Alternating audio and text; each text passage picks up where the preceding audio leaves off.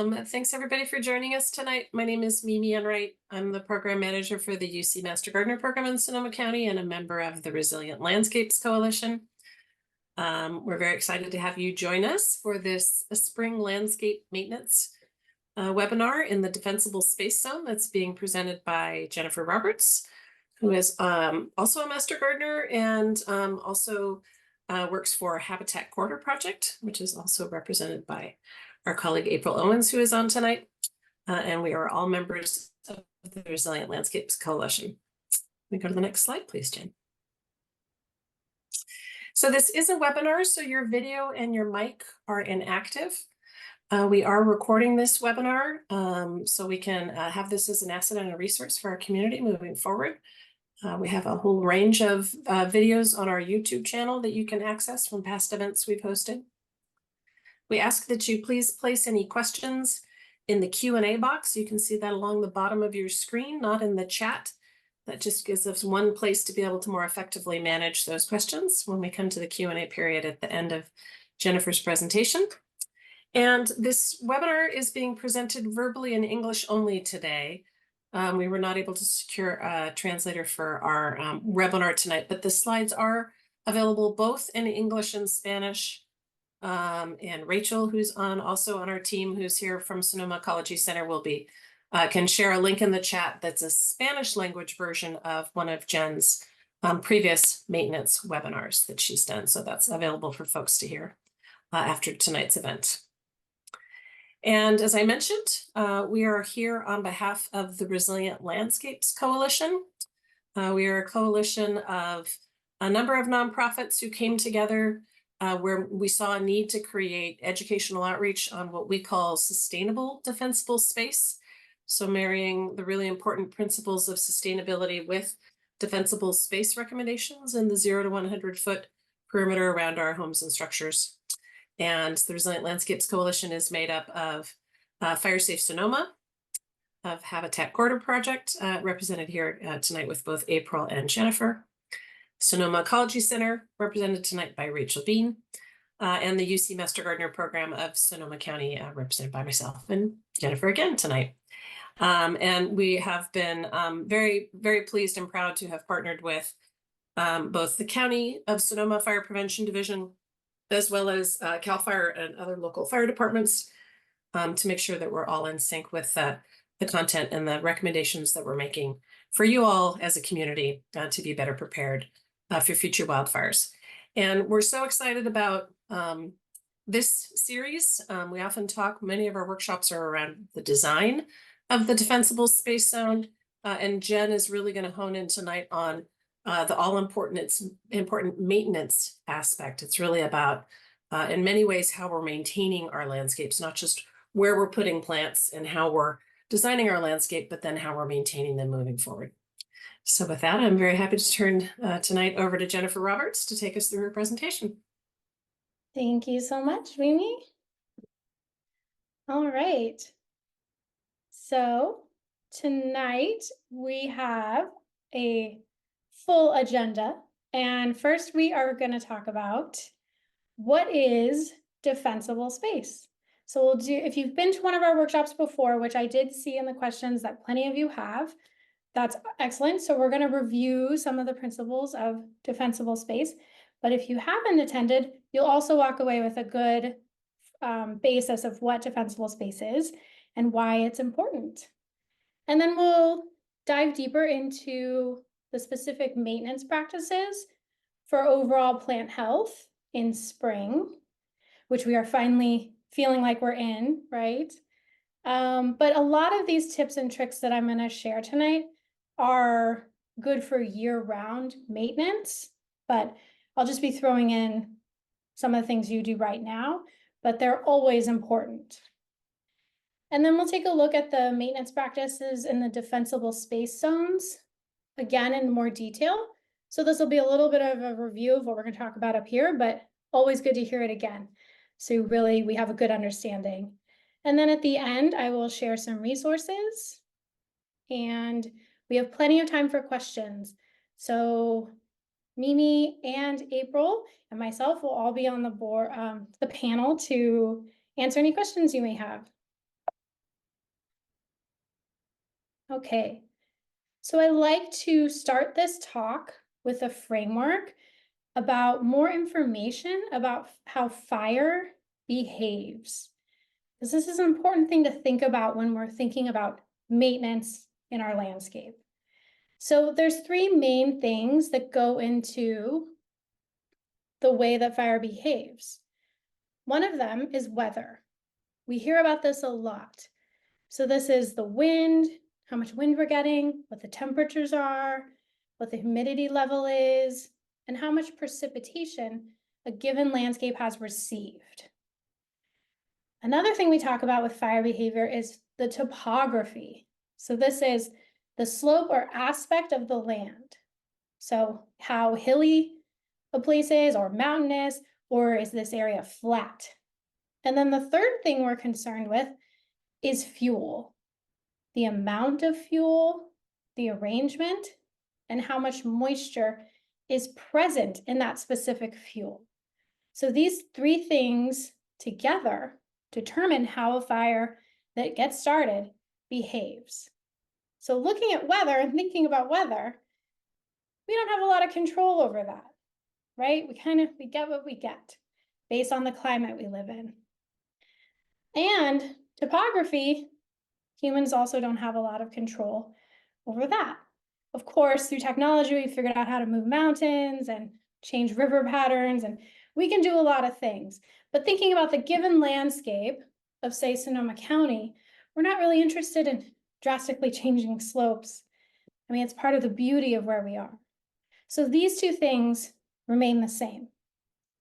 But what we can change is fuel. So fuel meaning things that could be combustible. And we can control what's surrounding our structures or on our landscapes. So there's three main ways that fire also behaves that we talk about. And some of it might be surprising to you in how it can engage with your structure. And a lot of the information I'm going to present tonight is going to be helpful because you're going to think about how fire behaves related to these three methods. So this top one is embers. So when we have a wildfire event, there's lots of wind, there's lots of heat, and the fire is throwing off embers. You've all experienced this at a campfire. Any one of these embers can pose a danger to anything in a given landscape that's being threatened by fire. And these embers are often coming before the fire. They're being thrown by the wind. So they have the possibility to land anywhere in your landscape, on outside structures, your actual home, or anywhere surrounding it. So when we're thinking about placement of landscape entities, plants, pathways, we can think about this in a different way, a more strategic way, to prevent embers from igniting our structures. The second way fire can interact with structures or the landscape is through radiant heat. So we have wind pushing fire. It can ignite one small structure, and that fire can burn so hot that it can actually ignite neighboring structures or entities through the heat. So here from the tool shed to the house, now we have fire started in the house. And the third way fire behaves, and I think this is the way we most commonly think about fire, is that wall of flame, the direct flames coming at us all at once. Maybe it's coming from the forest, a wildland space, or it could be coming from a home going into the wildland space. But this is actually not the most common way that structures or landscapes become ignited. It's actually this top one, the embers. Embers cause the majority of structure fires during wildfire events. So we always have to be keeping that in mind when we're laying out landscapes or doing maintenance around our landscape. And one other thing to keep in mind is that it's a good idea to start with hardening your home. So if you're not familiar with this term, this is a series of steps that you can take to make your home more fire resilient. And this might include changing out screens or siding of your home, taking different precautions that involve just the house. I'm not going to talk about that in detail tonight. There's plenty of other resources out there, especially if you just Google harden the home. But one of our partner organizations, Fire Safe Sonoma, has tons of information about this, and they give workshops specifically on that concept. So tonight, I'm going to talk about as if we've hardened our home. Now we're working outwards from the home and concentrating on the landscape. So, what is defensible space? This is a terminology we use to describe 0 feet all the way out to 100 feet from your home or any structures in the landscape. So this is the area that we're concerned with tonight, and most often the amount of space that we have surrounding a given home in Sonoma County. So defensible space is split into 3 zones. The first one is called Zone 0. A little confusing, this is number 1, but remember it by it's 0 to 5 feet outward from the house or any outdoor sheds, or even that includes fencing and decks. And we call this space the ember defense zone. So this is, we're thinking if there's embers flying through the air and they're landing within 0 to 5 feet, could they ignite something that could spread fire back to our home? The next zone, zone 1, concerns 5 feet to 30 feet, and we call this the lean, clean, green zone.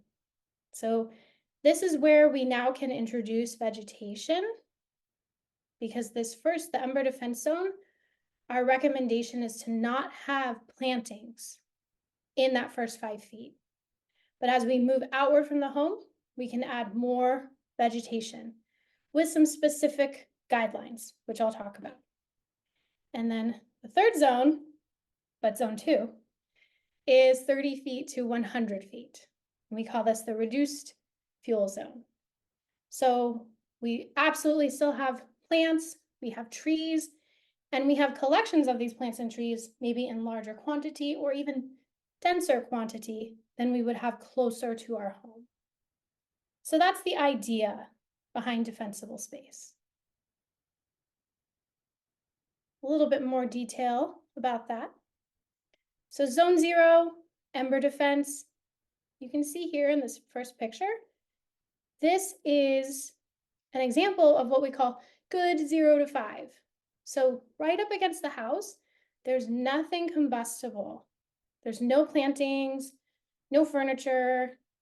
And then we move about 5 feet away, then we start with the vegetation.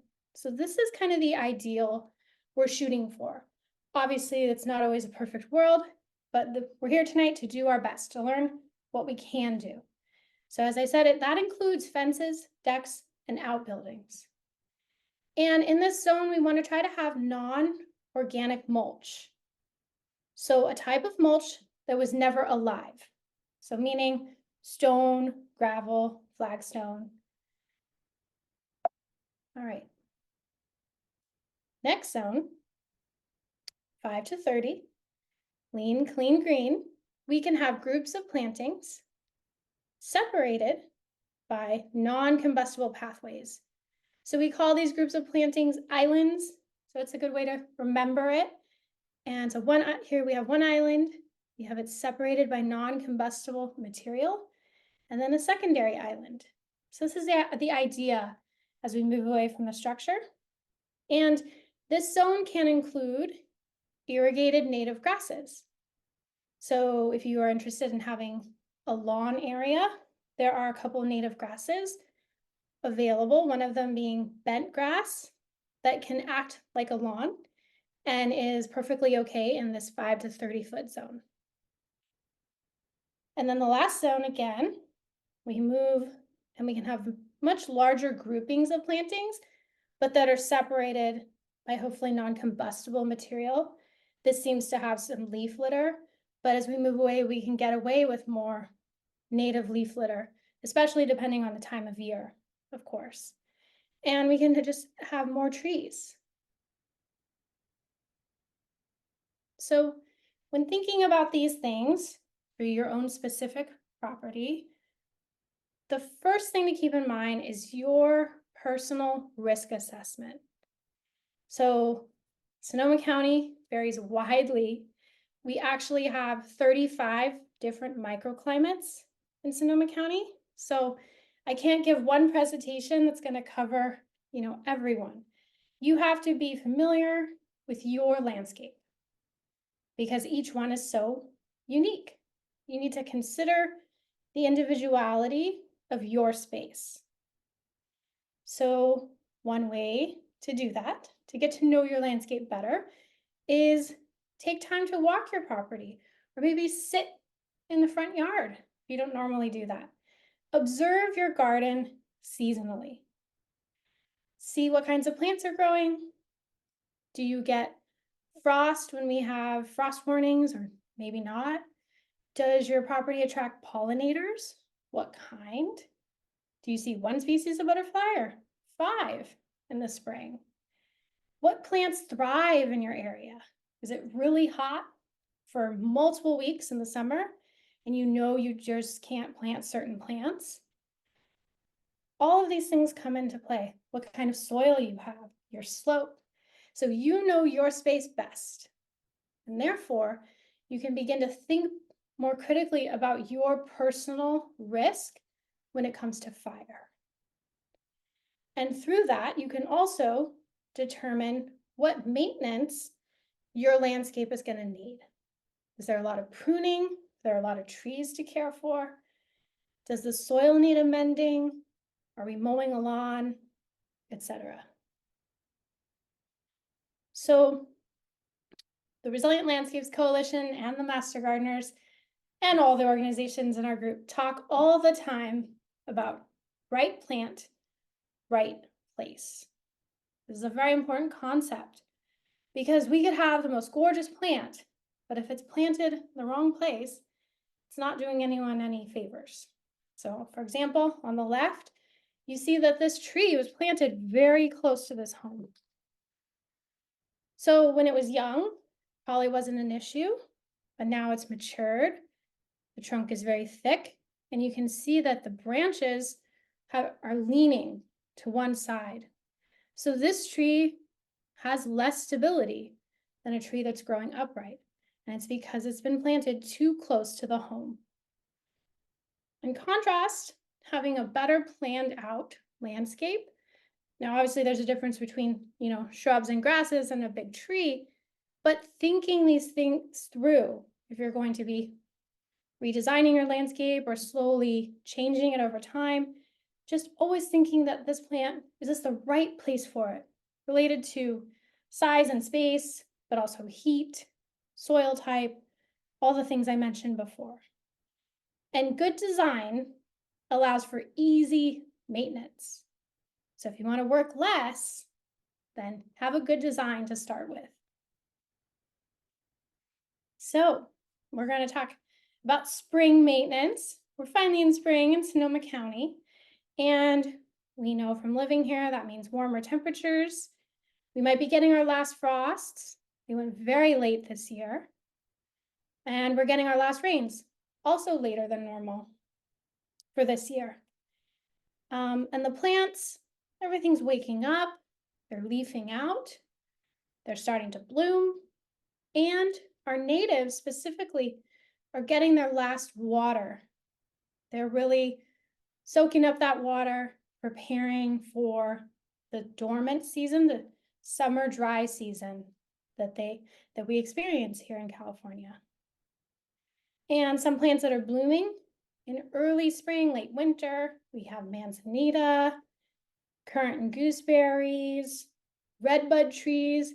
Those are really popping right now. They're beautiful pink flowers.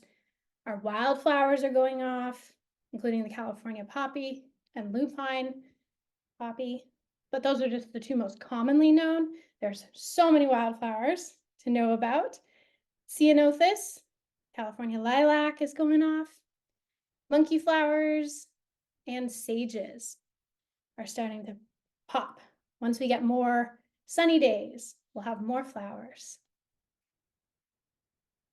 And spring, I like to think is for enjoying the blooms, but also maintaining our landscape, right? Spring cleanup is a big part of it. And there's a few ways we go about that. So here are the maintenance practices that we're going to talk about tonight. We're going to talk about pruning, mowing, irrigation, mulching, and composting. So I'm going to cover each of those 5 categories and relate them to best practices for fire resiliency, or hopefully preventing fire from really harming our landscape if we are exposed to it. And these maintenance practices happen regularly. Some of them can happen annually. We don't have to do them every month. And some of them are just long-term, like thinking about the care of our trees. Maybe we don't need to prune them every year, but we're just thinking big picture, many years at a time. Okay, so pruning. This is an important task in a garden. And if you're going to learn one thing to kind of dive into on your own, I think pruning is a great place to start. Like, you might know mowing, right? That's pretty basic. But pruning is fun because it's both an art and a science. So there's recommendations for it, but you can also have fun with it and get creative. So when we prune for a plant's vigor, its health, and its safety and our safety. And we want to maintain the integrity and balance of our plants as we are pruning. When we first approach a plant, we want to be ready to take out anything that's dead, anything that looks like it's dying, anything that looks diseased, or is crossing. So this is like pruning 101 and learning to recognize your plants that might be experiencing any of this. And when I say crossing, I mean that there's branches that are crossing past each other and maybe even touching. So when there's wind, there's rubbing and friction, or maybe there's just a really dense center of a plant.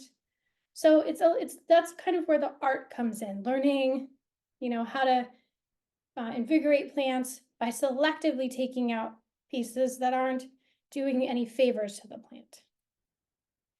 And anytime we prune, and with any kind of tool, we want to make sure our tools are clean and sharp. And you'll know it's sharp if when you cut, it makes a clean cut. It doesn't rip. That's how you know. And every time we approach a plant to make a cut, we want to go slow. We want to step back, really take in the shape of the plant, and always be asking ourselves as we're working, why am I making this cut? Right? This is not a speed job. We want to be deliberate and slow and artful. So pruning for fire safety is kind of another skill level on top of regular pruning, because we were thinking a little bit differently about how we're approaching our plants. So we have a few goals when we're thinking about fire. We want to create horizontal spacing. So that means spacing between plants on the horizontal plane. So if we have a wall of plants that are all touching, they don't need to be, like, for privacy, or that's the aesthetics, then we can think about creating spacing between groups of plants. We also want to think about vertical spacing. So, and I will go into more detail, and I have drawings that show these ideas a little bit better. But vertical spacing, meaning if we have a tree and there's limbs over bushes, this could be a space. If there's no space here, this could be a place where fire gets ignited and it gets into the tree canopy. Also very important for fire safety, removing dead material. That's a number one thing. If embers touch dead material of a plant, it can ignite. So here's a redbud tree after flowering. You see its buds or its pods, and all of that dead material has been taken out. So that's just good basic maintenance for this type of tree. And we recommend thinning as a good way to maintain your plant material rather than hedging. So, or shearing. So this bush has been sheared or hedged many times. So it's kind of indiscriminately, I don't want to use the word hacked, but gone after with this type of tool to create a specific shape. This is a common thing you see in the landscape. But underneath what is the live growth, you get a lot of dead, dense material. So it's a very good idea to come in and remove all of this.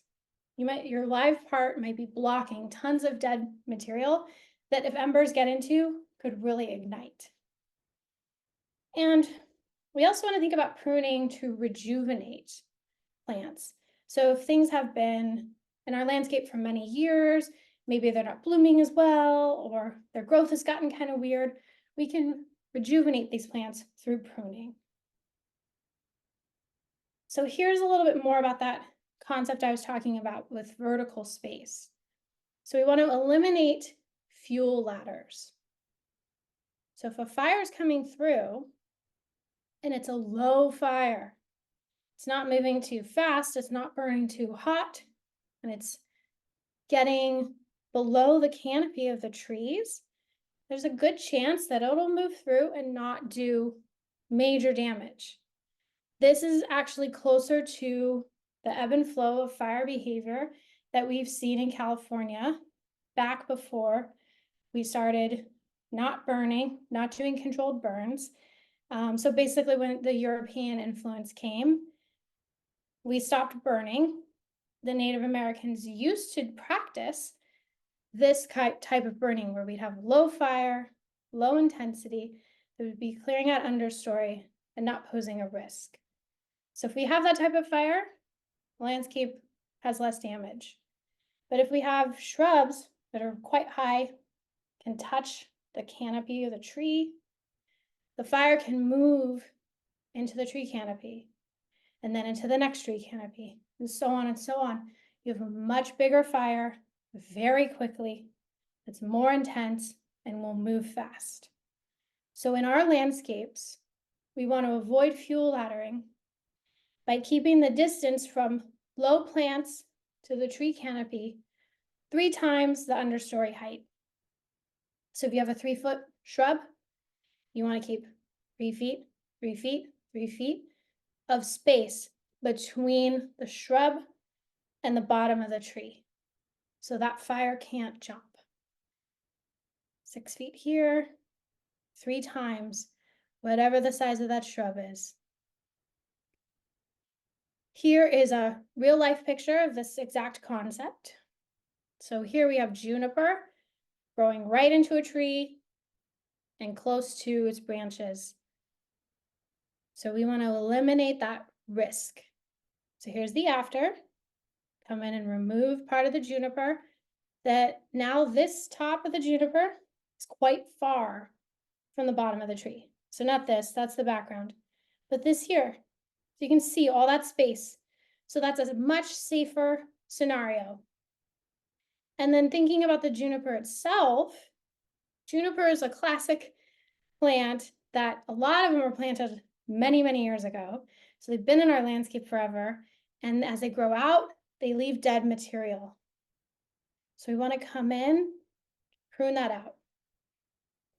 This is much safer scenario for embers falling or fire coming without the dead material. We also want to eliminate vines from being in trees. or on structures. These just pose so much hazard related to fire. It's just not a good idea to let vines grow up. They also could be choking out trees physically with their matter, or blocking sunlight, or harboring pests. So it's just not a good practice in general. And then obviously, combustible material on a home poses a threat. But I know, for example, wisteria's blooming right now. It's so gorgeous. It's often seen on homes. If the wisteria is the one thing, for example, you want to keep, but the rest of your 0 to 5 area is done really well. If you hydrate it, you prune it well, you maintain your gutters of debris, right? There is a chance, depending on your personal risk, where you live, that you could keep things like that. So we're not here to, ban everything or tell you everything's bad. But again, it's always about your personal risk. A little bit more about spacing with pruning. One thing to know, fire travels faster uphill. So that can help you make decisions about what to do in your landscape. So if you have a hilly space, fire will be traveling faster. So we recommend leaving more space between trees and between islands of plantings. So if you live less than 20% slope, 10 feet between trees, and using that 3-time rule with shrubs is a-okay. If you live on a steeper slope or have that as part of your landscape, more space is better. So recommended 20 feet if you're over 20% slope. So 10 feet, 20%, 20 feet, over 20%. And we will send out all these slides in about a week.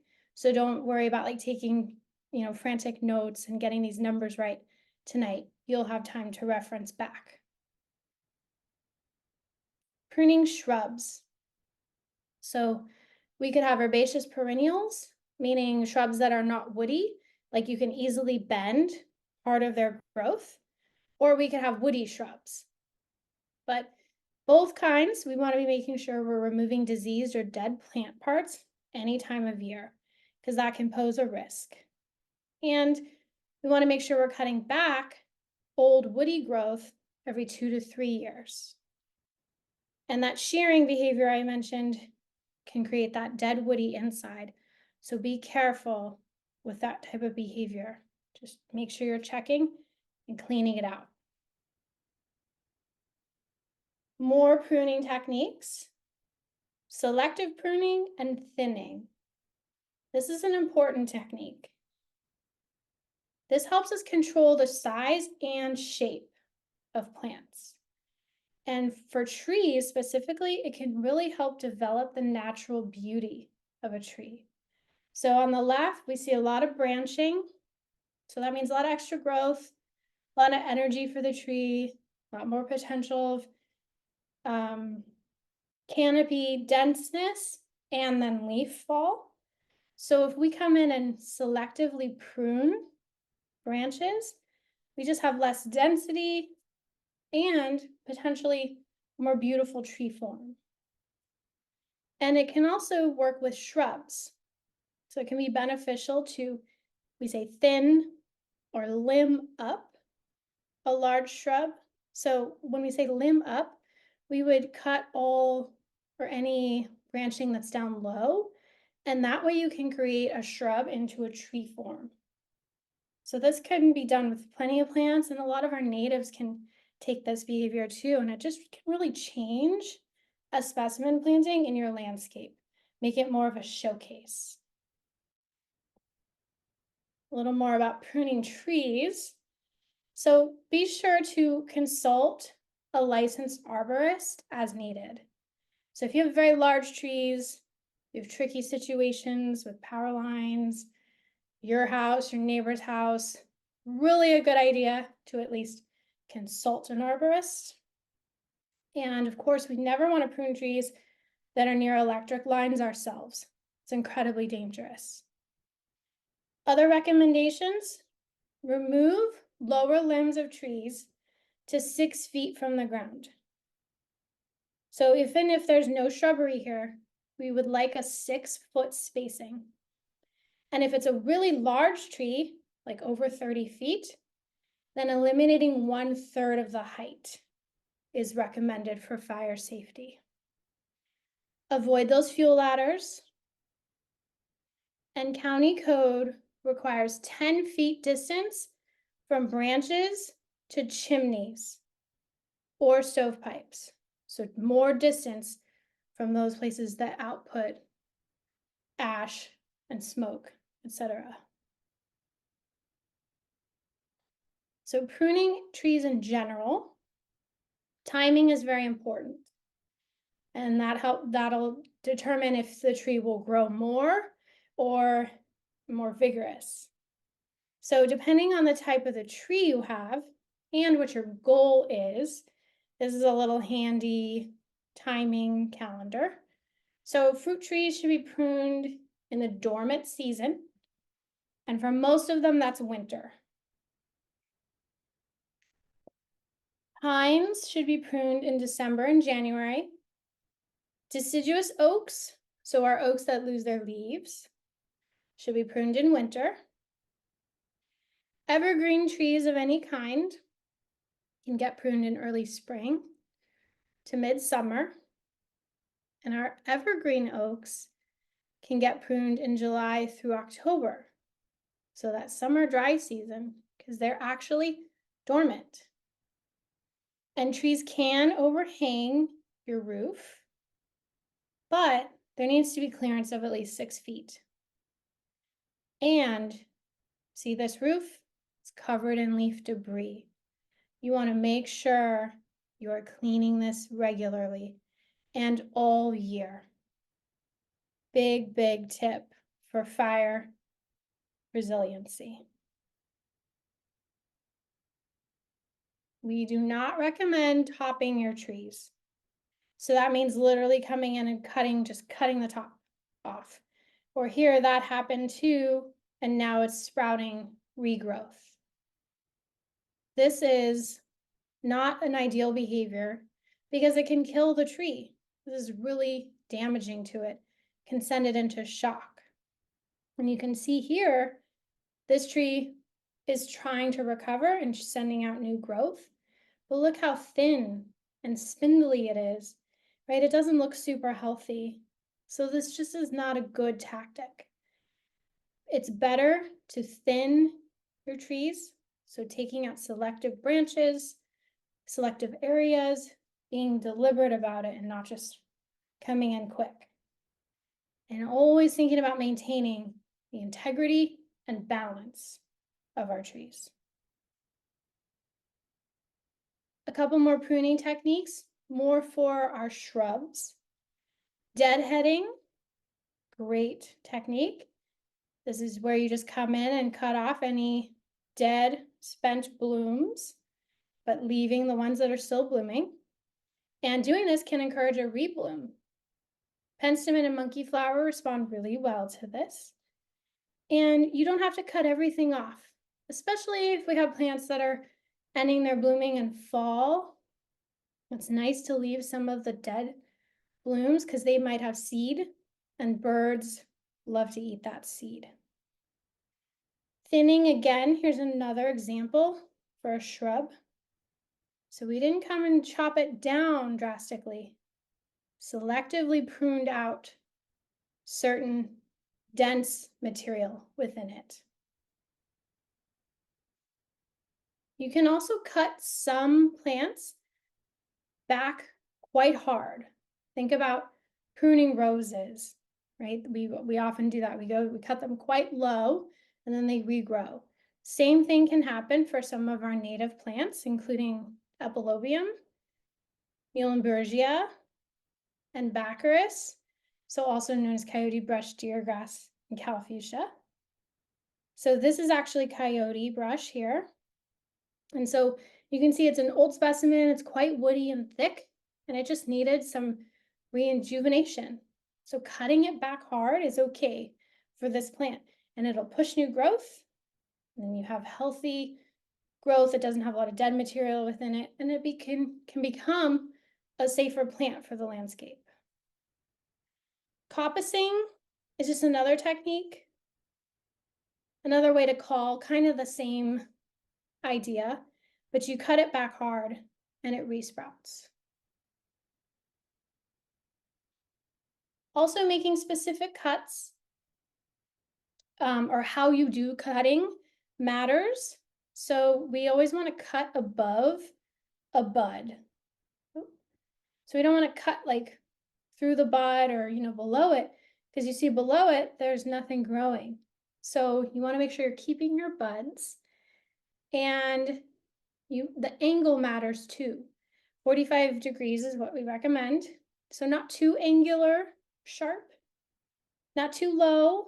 You do want a little bit of that extra stem, but not too much.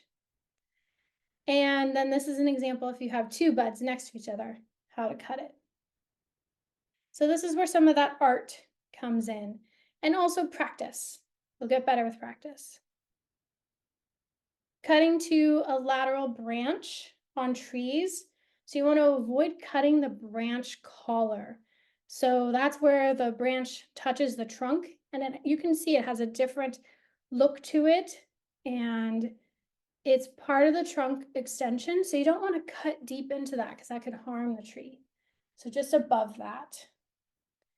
You don't want to leave stubs like these because they will die back, and like the growth below it might be weak. And in most cases, wound dressings are not needed. It used to be big in the fruit tree industry, but we don't recommend it anymore. Okay, so we covered pruning. Now we're going to move to mowing. So we want to make sure we're only using a mower before 10 a.m. during dry weather. So not right now. Landscape's actually still quite saturated. And that's another tip we have here. Don't mow if the ground is super saturated, because then you're going to be causing divots or changing the landscape, rolling over it, walking on it. So wait till it's dried out. Don't mow at all if it's windy or excessively hot and dry, and especially if it's a red flag day. Don't mow. Hot engines can ignite dry grass, and it's a good idea to have a water supply and a fire extinguisher close at hand to where you're going to be mowing. If you're mowing in spring, please be very careful for birds and their nests. We do have a few species that nest in the ground, and we don't want to cause damage to their nest or get too close. So it's a good idea to walk where you're going to be mowing before you do it.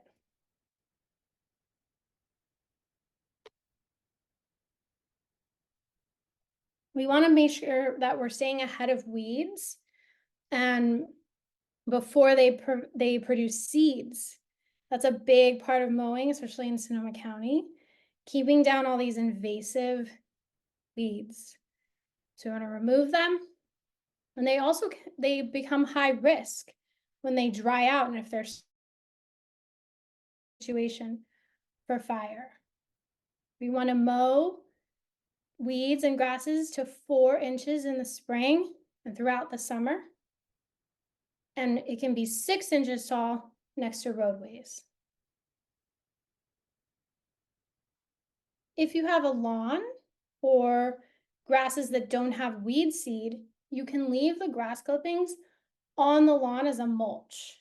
This is called grass cycling, and it helps provide nutrients to the soil, helps retain moisture, and keeps green waste out of the landfill.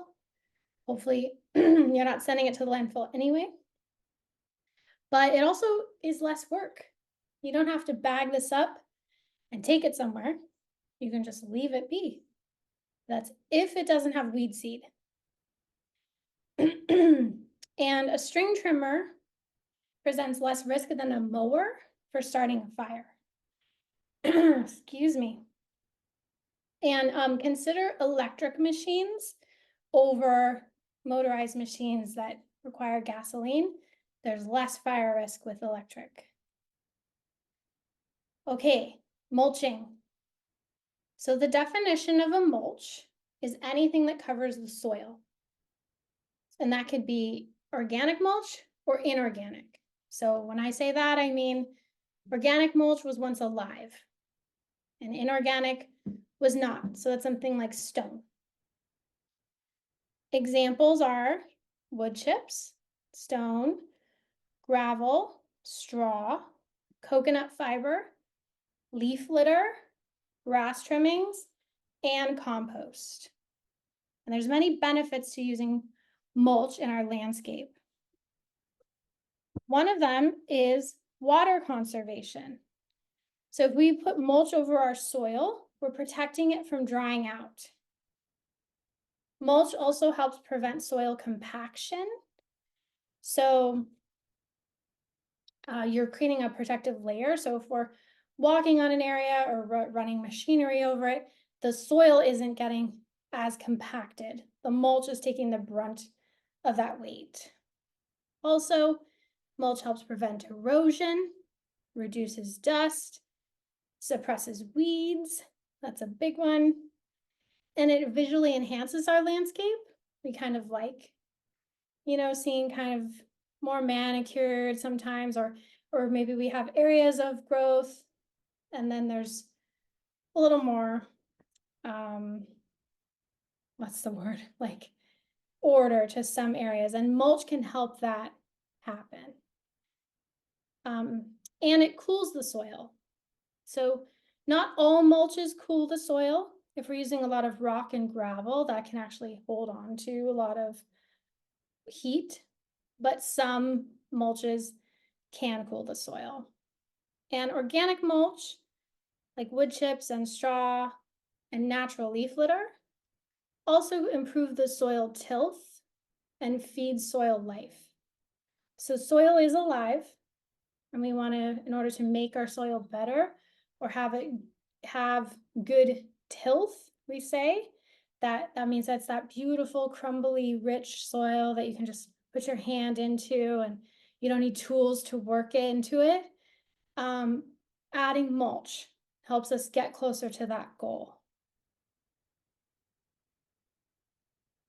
So there has been a study done around different types of mulch. This took place in 2008, and they tested 8 types of mulch to see which had the biggest flame and or the slowest rate of fire spread.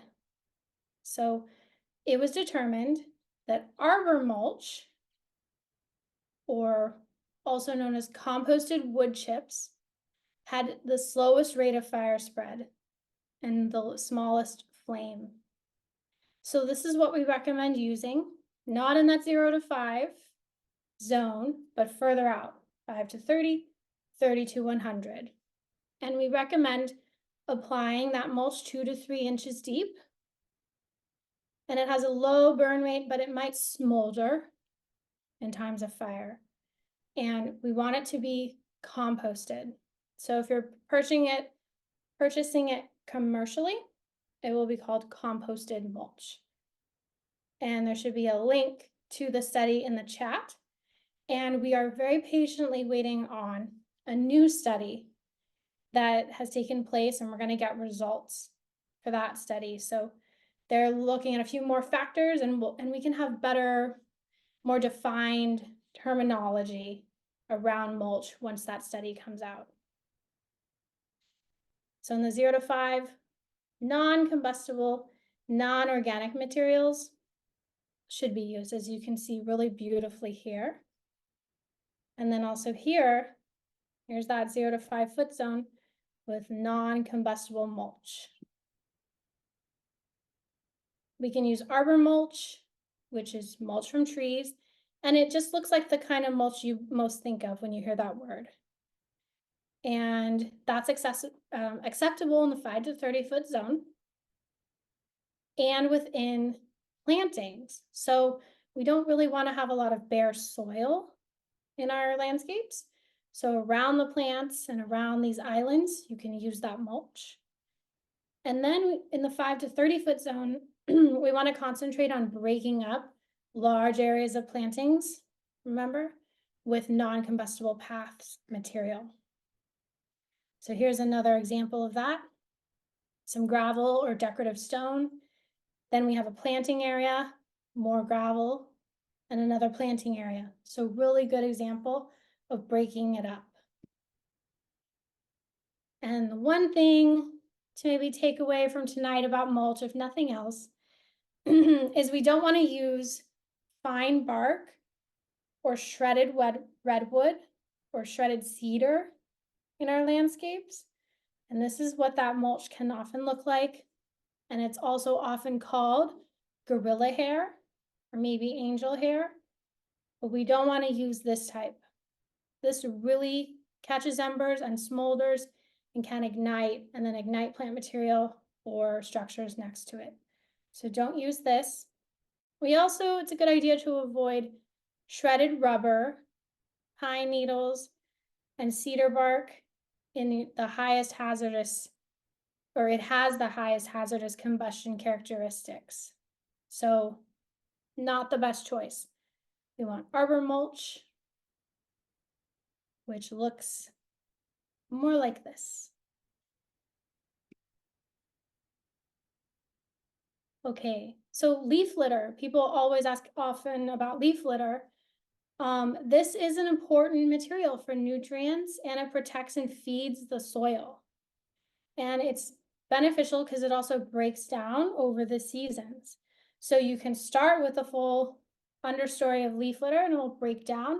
By the time we're really into that hottest part of the year with the highest fire danger, it could be all broken down, so you don't have that risk. If we are experiencing a really dry, long summer and you're in a risk zone or concerned about your risk, then moving excess dead leaves and composting them is the way to go. But we like to keep our leaf litter down on the ground as long as possible because it feeds the trees, protects the soil, less work for you, and also our native pollinators they overwinter in that leaf litter. If it's wet, we want to keep more of that litter down on the ground. And here is that native bent grass that I was mentioning earlier. So irrigated native grasses can be okay in the 0 to 5 foot zone and the 5 to 30-foot zone. But the key word here is well irrigated and well maintained. Speaking of irrigation, proper irrigation keeps plants hydrated and less flammable. And you really have to be doing it correctly. So there is some art to this. And spring is the time when we will be revisiting our irrigation, right? Our schedule that we have set up and checking on our controllers again. So as we're easing out of the natural rain season, we want to kickstart our irrigation depending on what type of plants we have. So, but our main thing is we want to avoid excess watering, right? We always want to be conserving water. We actually lose, or the most of our drinkable water is actually used in our landscapes, used outside. So better idea to conserve that water and make sure we're doing it properly. By making sure we are giving the correct amount of water, we prevent excessive growth. So we don't want trees that are getting watered a ton and pushing out, growth that isn't healthy or spindly, because that just requires thinning or removal, and that's more work for us. Excessive watering can also kill plants, especially our natives. So in the summer, they go dormant. They're not looking for too much of that extra water. Of course, it depends on what kind of native, where you're situated. Every situation is different, but in general, the natives are drinking in the winter. And spring is the time to change your settings and make sure just everything's working properly.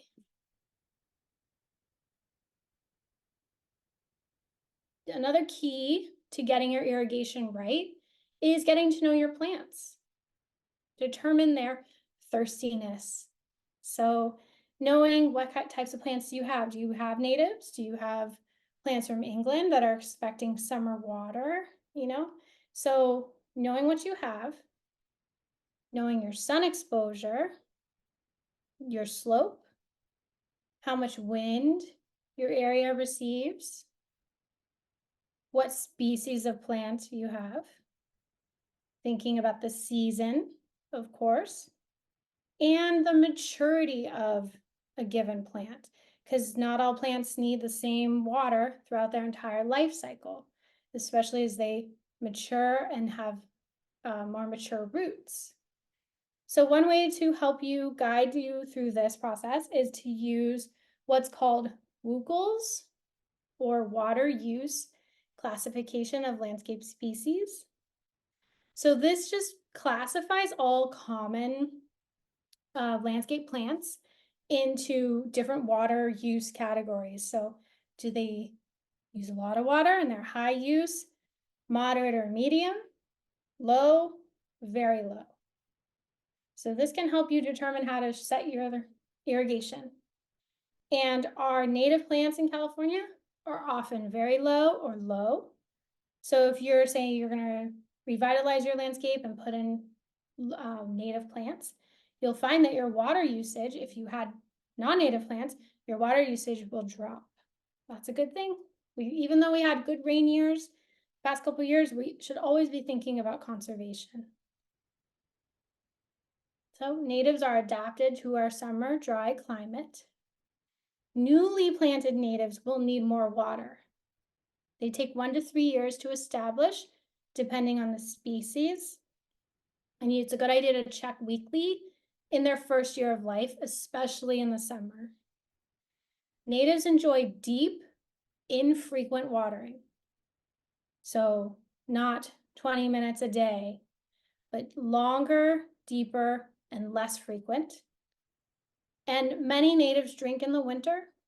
So if we do have a dry winter, absolutely be checking your soil and be supplementing irrigation in a dry winter, but that's not the case this year, so don't worry about that.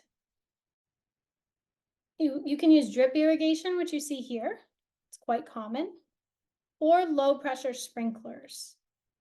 If you're using drip, you want to keep these guys, called emitters, away from the stem of a plant or a tree. You don't want to have direct water right on the stalk or even too close, because that can create rot, root rot, stem rot, or introduce pathogens that love moisture. So be checking these things. Irrigation is not a one-time, do it, walk away, don't think about it. It is a very important part of maintenance in all types of gardens. You always want to also be thinking about the root zone of where your plants are, right? So that you see the stalk, but the roots are really spreading out further. And that root zone is going to change as the plant grows. So moving emitters with your plant's growth is important. We talk about this concept in our landscapes: slow it, spread it, sink it. This is for water and how we can, as humans, influence and direct water usage within the landscape. We want to encourage water to infiltrate, to be able to still move into the soil. So here's a permeable paver system. So we're not just coming in and paving and then water's rushing quickly over and rushing to drains. If we can, making decisions like having permeable paving or working with the little bit of mounding and topography of our landscape are easy ways to let our natural rainfall sink in. So this is a rain garden. It's a dug hole. And in the wet season, it fills. And then slowly that water can sink in. This is a swale or a dried riverbed, you might hear it called. And this is just using a little bit of depression in the landscape that we create and using rocks to help water flow. So we're spreading out the water and letting it sink. This benefits your landscape in so many ways. Fire resiliency. If you have more moisture, you have less susceptibility to dead plants and less fire risk. Also, you don't have to irrigate as much. You'll also have more life, more pollinators, more birds. We want to encourage the water to stay on site, not rush off quick. So swales I mentioned, permeable surfaces, using mulch, the water hits, the water droplets can actually spread and sink in rather than hitting and rushing. And also compost helps keep water on site. And speaking of compost, another one of our topics for tonight. So composting is just placing food scraps and yard debris together in some kind of container, and maybe we're putting it just in our green bin, like so, that the county operates. That's great. It's a great way to compost, easy. We don't have to think about it. Or you could want more interaction with your compost and want to reap the benefits of making your own black gold using vegetable scraps and yard trimmings and having an active process with that. Also a great way to do it. You can do it in a backyard pile like this, or you can use worms, composting worms, in a contained container like this, a box, plastic, wood, both are great. And they eat your food scraps and create a rich material. So all of these options are a perfectly good way to compost. But I do want to mention that composting in some way is now the law. In California, we are required to do that. So pick your way. And compost, the finished product we get after any of these ways we do it, provides nutrients to our soils and to our plants, retains water, and improves our soil tilth. So that's how we get that beautiful, rich, crumbly, easy to work with soil. And it's a good idea if you can, if you're doing a lot of pruning or these techniques I'm talking about, to keep the organic matter you have on your property. It is a resource. Once it becomes compost, it's a resource for your plants. So keeping it is a great option if you can do one of these systems. If you're making a pile on site, they can be added to or cured, meaning sit. They sit for a period and finish cooking. That can happen year round. But you do want to keep piles and bins away from structures. You want to keep them hydrated and turned with some kind of tool, as you see here.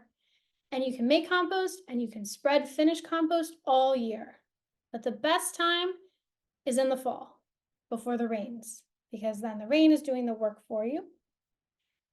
But do be careful with some native plants that really don't like the nutrients in compost. They don't need it. They're adapted to our poorer California soils. So do research about which plants you have and who might need more compost and some. A couple tips about special precautions during high risk fire time or red flag warning days. So let's say we have objects like mats, welcome mats, or furniture, trash cans, potted plants, any of these things within 5 feet of our home. So they're movable. Make sure we are moving them outside of that 5 feet, further away. We want to check our roof and gutters for any debris. This can be done all year long, and it should be, but especially if we have a predicted red flag warning day. Review your zone 1 and make sure there's no accumulated debris or major dead or dry plant material. You can give plants an extra soak, make sure they're hydrated, and don't be mowing or using gas-powered tools on a red flag warning day. Okay, a little bit more review about those defensible space zones and how we maintain them. So 0 to 5, right here, close to homes. No plantings. and non-combustible material on the ground. Remove weeds, debris, and even anything under the deck. Make sure to check underneath as well. Removing the clutter, anything flammable, and adequate irrigation. In the 5 to 30 foot, well-hydrated plants, well-maintained plants, free of debris. These plants should be pruned for horizontal and vertical space. So see here, nothing too high in the canopy, nothing near the house here. So good spacing. Mow or remove dead grasses and weeds, and maintain that mulch not more than 2 to 3 inches deep. Our last zone, reducing the fuel. So plants are maintained just like they are in zone 1, but you can have those larger groupings, as you see here, separated. Make sure you're collecting fallen branches and other debris, especially important right now if you're just getting out. If you have a lot of property and you're just getting out there, make sure you're cleaning up that debris after the storms we've had. And you can combine debris if there's open space. So there's, burn pile protocol, of course, permitted through the county, and that gets into a different realm I'm not speaking to tonight. But make sure you're also mowing and removing those grasses and weeds in this 30 to 100 foot area. And then also this brings up another zone I didn't touch on tonight. It is what we call beyond the 100 feet or beyond the defensible space zone, and that's the surrounding wildlands. And we do have workshops on that very spacing through the Resilient Landscapes Coalition, so stay tuned. We have more coming in late summer and fall. So if you have beyond 100 feet, make sure to sign up. One thing that's a good way to do to deal with that further, or any area in your landscape, but learning to recognize our native species versus our invasive species. And poison oak, not necessarily beloved, but it is native. So just thinking about how we're working with the things that are part of our landscape, like our oak trees, and in the redwood forest, our sorrels, right? Knowing that this is a good native plant, right? Not something to eradicate as a weed. It's a good idea to not modify vegetation without expert help, and seek advice from a restoration or forestry professional if you're dealing with a lot of property and a lot of trees, especially large trees, or heritage oaks. A lot of our oaks are protected in the county, so you want to make sure that we are dealing with them in a responsible way. If you're looking to hire a landscape professional to help you with any of this work we talked about, it's a good idea to ask them about if they have any Firewise training or knowledge. See if they're not just coming in to just mow a lawn, shear some hedges, right? You want to make sure maybe they know a little bit about these concepts. And similarly, do they have any familiarity with California native plants? Native plants take different maintenance techniques. We might prune in a very particular way. And they also definitely have, time of year that they all do better with pruning. So it's not like we can just prune everything in the winter, like fruit trees. So it's good to, if they have knowledge, and if they don't, send them our way. Have classes for landscape professionals as well. So you can provide them with our written materials or send them to our website. And we do have a training for landscape professionals on our YouTube channel as well, so that you send them to that. And here's a couple more resources that are available to you. We have our own website, the Resilient Landscapes Coalition. Sorry, this is outdated. It's actually resilientlandscapescoalition.com now. The Master Gardeners have so many resources about both native and non-native plants, or how to care for soil, more fire resiliency tips. This is the WOCL's website. And the California Native Plant Society. It's a great resource. We have a local chapter in Sonoma County. You can become a member and learn all about our native plants. And these are some of the sources I used. They'll get put in the chat, and you will be sent this whole workshop.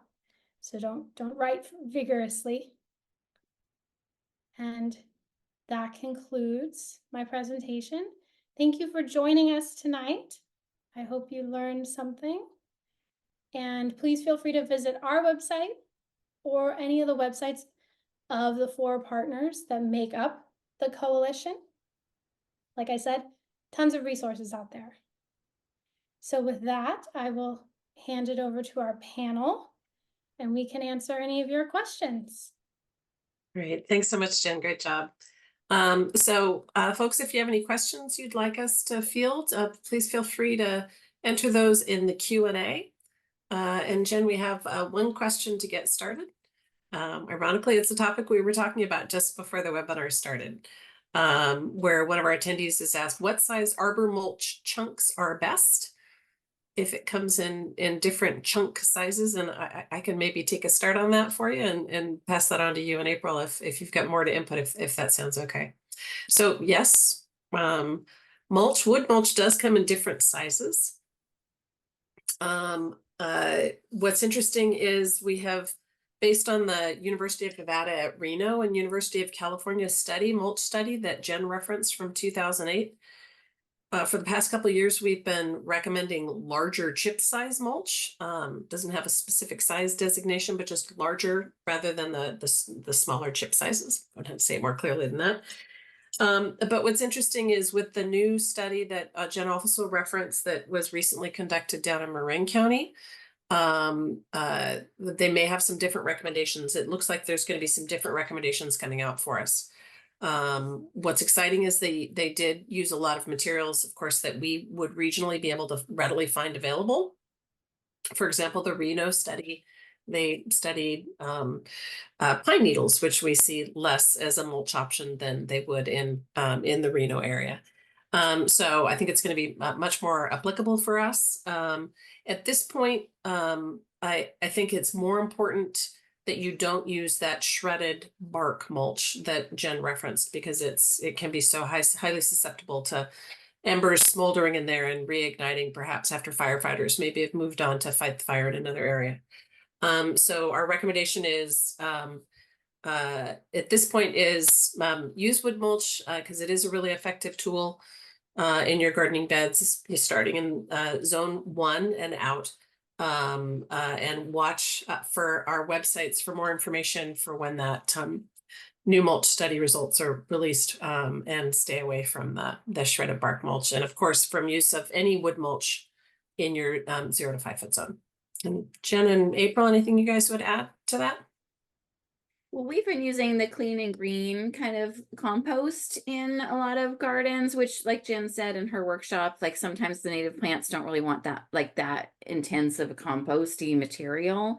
But we've even had firefighters like questioning us on that, because it starts off very composty, but then the wood, like this finer wood starts coming up to the surface. And so it's like that whole maintenance, like Jennifer was talking about, like maintenance, keeping an eye on your mulch, you know, and all your materials in your garden for sure. And if you can get those pathways in the 5 to 30 in between your mulch zones, so you just don't have like a ton of mulch everywhere, is, you know, in a new garden, it's challenging because you're trying to cover the ground and keep the weeds down, but you end up with this giant mulch field that isn't the best situation.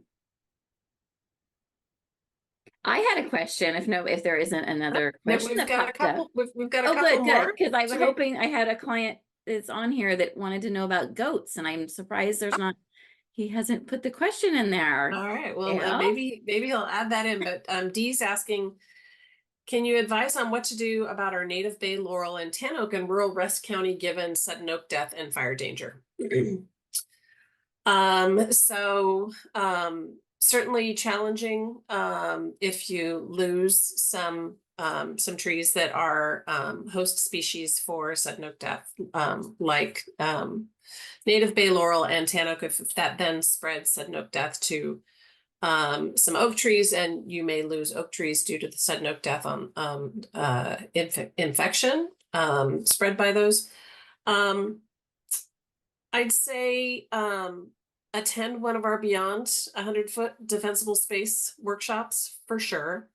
There's really some different considerations in more densely forested environments that you want to take into consideration. There's lots of different approaches and alternatives.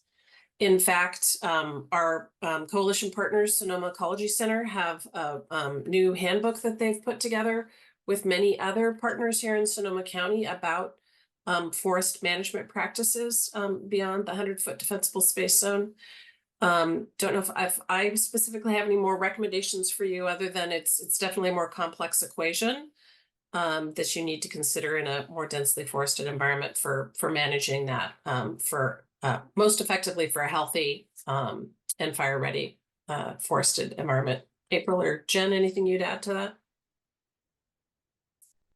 I just with the bays and the oaks, they're both very highly rated for habitat, and so I have a hard time picking a plant over another. So sudden oak death is super complex, like Mimi said, and like you said, Mimi, and even the tan oaks have a very high habitat value. So Yeah, that sudden oak death is a non-native disease that was brought in, and we also have a lot of other pathogens in our native nursery and our nursery trade as well. So just trying to be as safe as you can.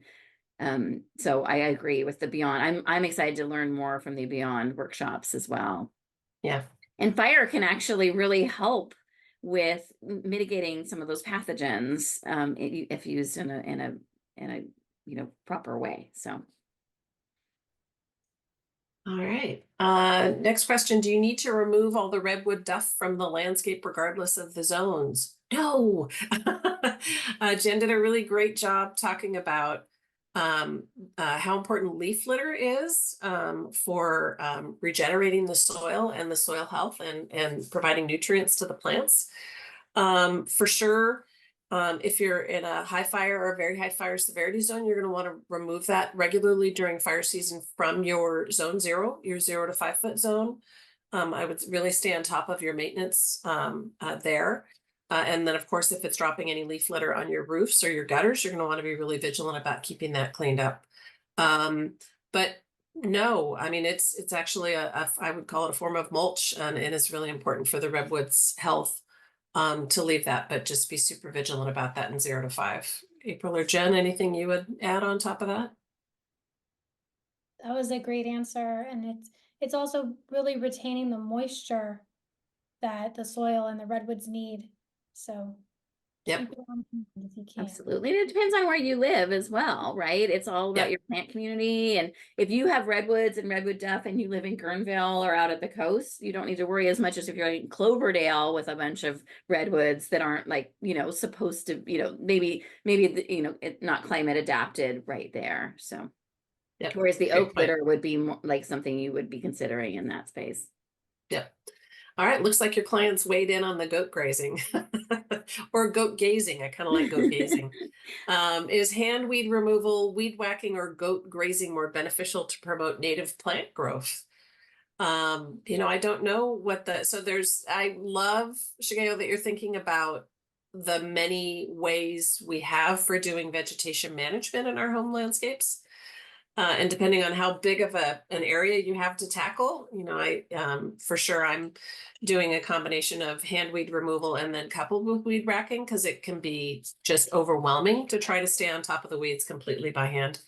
And for sure, for larger properties, grazing animals can be really beneficial for doing vegetation management as well.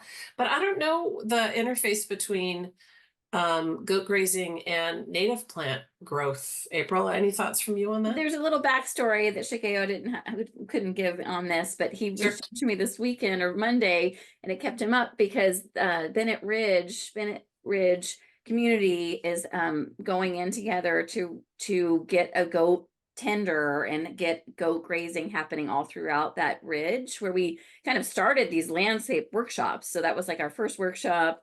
And then we did a lot of work up there, and then he kind of panicked, like, oh my gosh, I just planted all this stuff and I'm gonna let the goats graze through, and goats will eat everything. So I was just wondering, I did a little research. I haven't been able to dive in deeply, but I was wondering if one of you guys had some experience with goat grazing and promoting native plants. And I just warned them that they would probably eat like anything they possibly could, especially if it's irrigated. Yeah. You know. Well, I think they're super careful about screening off areas where they don't want the goats to go. So I would say that that would be a really important consideration in working with the goat grazer, but I don't have any personal direct experience with grazing. We do have some expertise in our cooperative extension office, Shigeo. If you want to, please feel free. I can put my email address in the chat. Please feel free to send me an email if that's something you'd like to get some more information on, and I could pass that on to one of our advisors who works more closely with grazing animals and is more directly experienced with this topic.